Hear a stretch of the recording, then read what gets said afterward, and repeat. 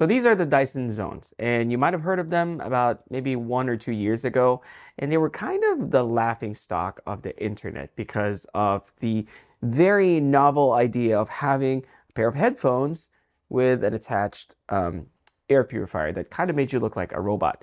But regardless of what you may think the internet says this is, I think these are very, very beautiful. And honestly, I think they actually sound good. I personally hold design quite high in the totem pole of decision making because I think it's a beautiful thing when products offer more than just functionality, when they offer something that calls to your emotion. So in this video, I want to share some of the most aesthetic products that I've ever tried and what I think about them. So I'm going to start with something that we all probably have laying around at home, and I'm talking about wall chargers. Now, I think you'll forgive me for thinking that no one really cares about the way wall chargers look because they're usually hidden behind couches. Well, nobody except for the folks at Angry Meow, because that didn't stop them from designing the Cybercharger 35. It's tiny and weighs only 53 grams, but despite its size, this charger has GaN 3 technology that makes it capable of delivering fast 35-watt charging for compatible devices. So this charger might be small, but it also includes short circuit protection and it monitors temperatures for safety. The 4-carat zircon functions as an indicator light, which actually came as a surprise to me. At first I thought it didn't light up, but the top part of the charger is actually a touch-enabled switch, so you can turn the light on or off. I also like that you can fold the prongs, making this tiny charger fit virtually anywhere in your bag or even in your pocket. The only downside is that it only has one USB-C port and does not come with a charging cable, although getting the separate matching silicone cable does complete the aesthetic package. Overall, this is a very unique and attractive wall charger, because who says that they have to be hidden behind couches? I don't consider myself to be a keyboard enthusiast, but I couldn't contain my excitement when I first got my hands on the Black Diamond 75 mechanical keyboard. Thanks to its unique design and hand-polished acrylic with aluminum bottom cover and carbon fiber inserts, this keyboard feels very high quality, and frankly, it should, because the design is inspired by the modified all-carbon Mansory Lamborghini Aventador, also known as the Black Diamond. There's two versions of this keyboard, Carbon and Mithril. Both versions utilize leaf springs but have different typing feel. The Carbon uses DR Rapid Ice switches, making for a slightly harder feel versus the KTT Wine Red in the Mithril version. And despite the minor difference between switches, both are ideal for gaming thanks to the 2.4 GHz connection capabilities. It has a built-in wrist rest and feels quite hefty overall, making it very stable on your desk. The typing sound and feel on either one of them is really nice, although I think I prefer the more subdued sound of the Mithril. You can choose to either get the base model or the advanced model that adds 2 extra features, which are front LED lights that's reminiscent of cars and wireless charging capabilities.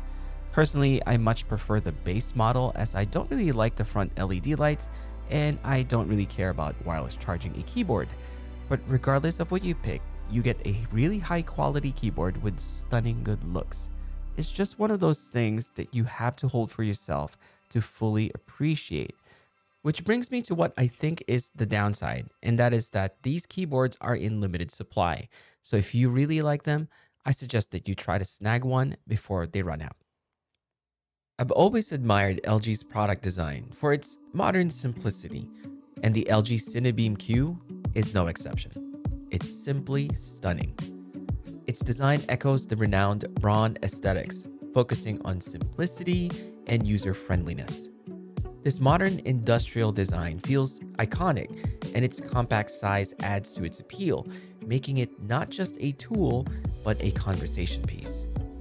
And despite its diminutive size, this 4K laser projector has a brightness rating of up to 500 ANSI lumens and can project a screen up to 120 inches.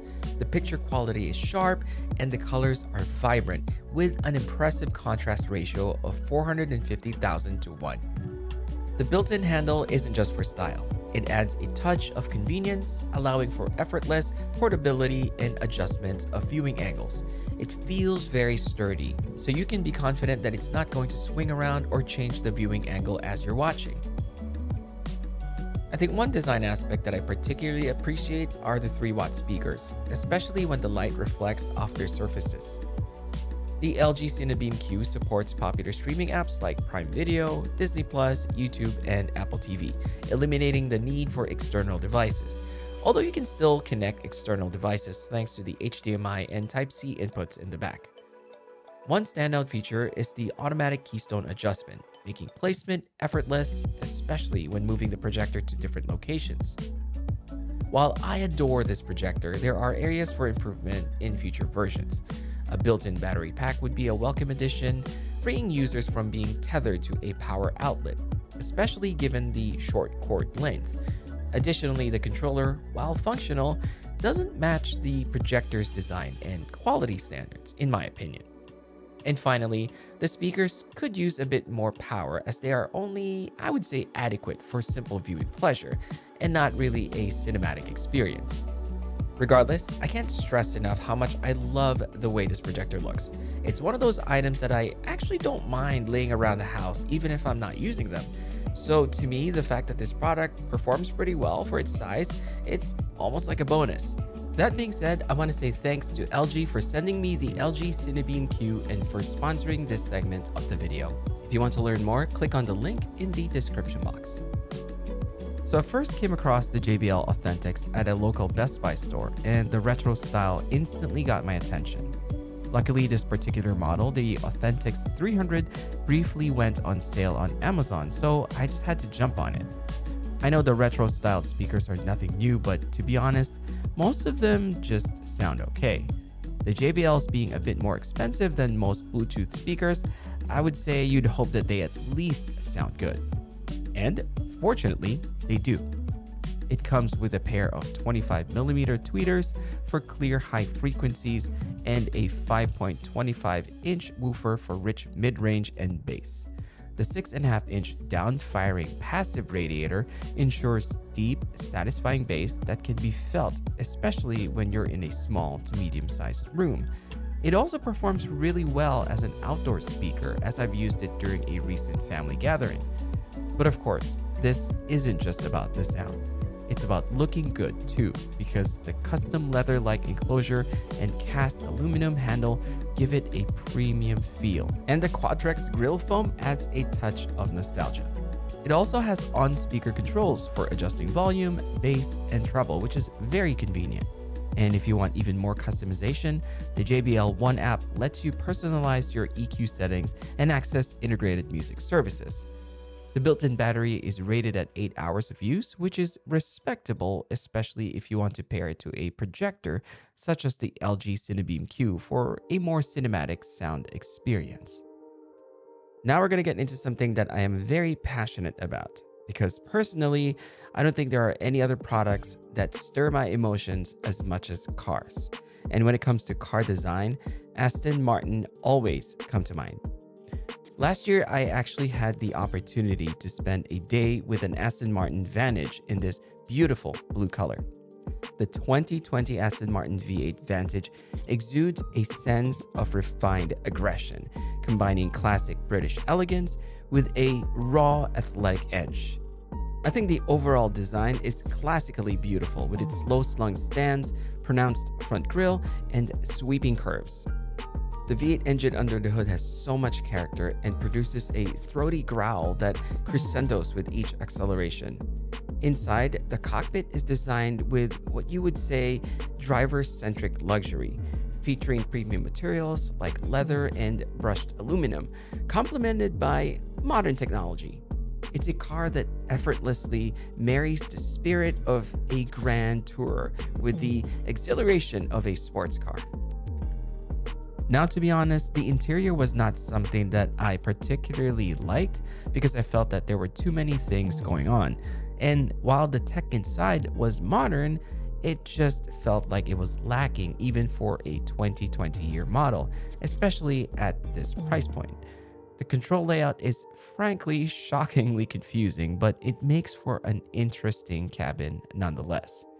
But where the Aston really shines is in its presence on the road and the sonorous noise of that V8. And while the driving experience may not be as engaging or as memorable as other vehicles I've driven, this is just one of those cars that I could not stop staring at. This is just a personal opinion, but I think that it's wild that high-end chairs that cost thousands of dollars still mostly come with cheap plastic wheels. I know that people have been upgrading to rubber wheels for years now, but it's still something that is mostly overlooked. Some of the obvious benefits of this are better mobility across varying surfaces without having to use hard plastic floor mats, and of course, protecting your floor against scratches. But what I love about these wheels by Stealth though is that they also look phenomenal. The look is not typical to what you normally find anywhere because their wheels are patented, but they're not just for looks. I've compared this to some of the best-selling aftermarket rubber wheels, and the construction and material choice is just on another level. I love the gunmetal finish and the small details that they put into the design, such as this little cutout that reminds me of brake calipers. Even the bearings are housed in this special cage, making for a very clean and modern design. The wheel colors may not be my first choice, but they definitely stand out. And if you have the blue embodied chair by Herman Miller, I think they would match beautifully. The rubber wheels also glow in the dark, although not by much, which to me is more of a novelty. But I think my second favorite thing about them, aside from the looks, is that they are actually priced reasonably well at below $50, which is right around the ballpark price of other wheels that are essentially carbon copies of each other. I do wish they had other color options, but these are simple and affordable products that can add a whole lot of style and functionality to your existing chair, so there's really very little to complain about. Lastly, I'd like to add the Balmuda speaker as an honorable mention in this list, since I've already featured a Bluetooth speaker earlier. The first thing you'll notice about the speaker is the gorgeous looks. The speaker delivers crystal clear, three-dimensional audio designed to emphasize vocals while maintaining a rich acoustic backdrop. It has a lighting system that reacts to the music in real time, and along with these 3 glass cylinders, it amplifies that lighting.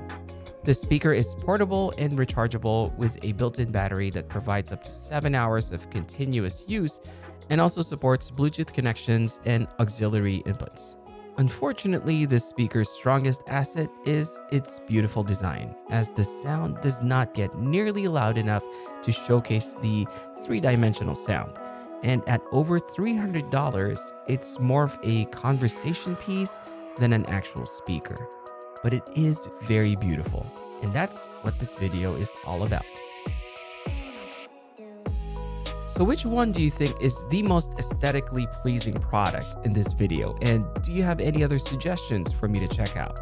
I'd love to know in the comments below. So thank you for watching, and I hope you enjoyed this video. See you again next time.